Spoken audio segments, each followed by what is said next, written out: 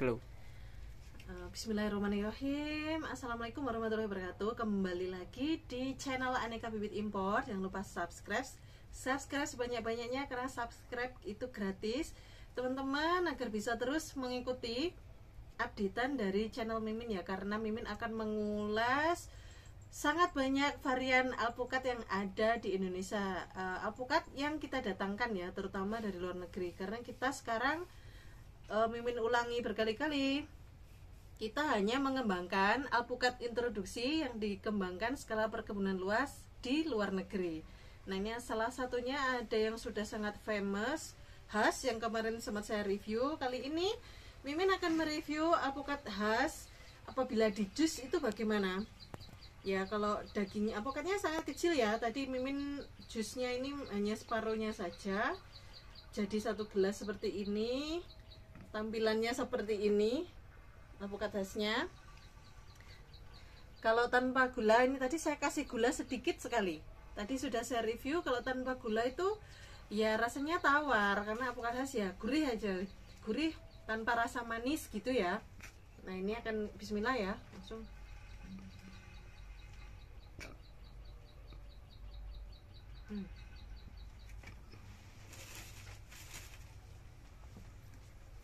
Enak. Alpukat khas meskipun kecil, tetapi ini terkenal karena kadar lemaknya tinggi. Jadi apabila di jus, aroma alpukatnya tetap kerasa. Jadi aftertaste-nya itu khas banget, alpukat banget gitu loh.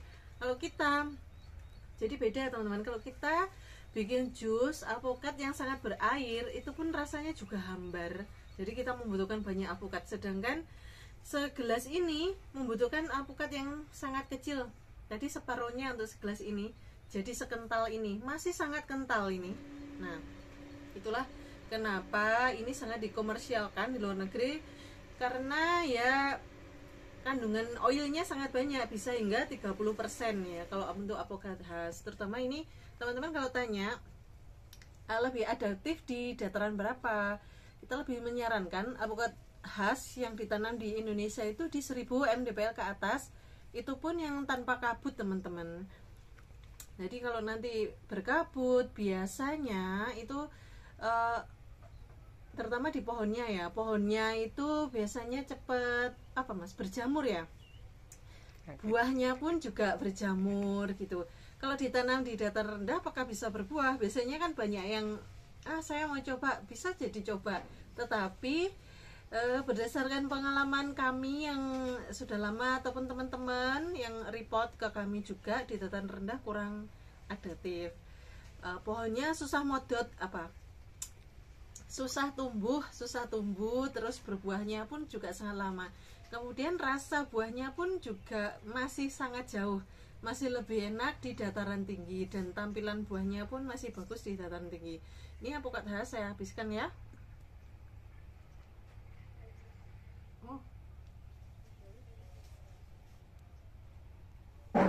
Kental banget nasian, padahal dari sekecil ini. Tapi kalau kita itu tadi teman-teman, sekarang begini, tinggal ini aja ya, market ke teman-teman itu kemana. Jadi memilih alpukat yang besar atau suka alpukat yang kecil. Kalau alpukat yang besar itu kebanyakan adalah West Indian, jadi kulitnya lebih tipis, ada rasa manisnya. Kalau West Indian itu, kalau di ras Guatemala seperti ini, seperti khas ini, kulitnya sangat tebel banget, berontok-berontok. Nah, ini ya, kulitnya tebel, terus dagingnya juga tidak begitu kuning.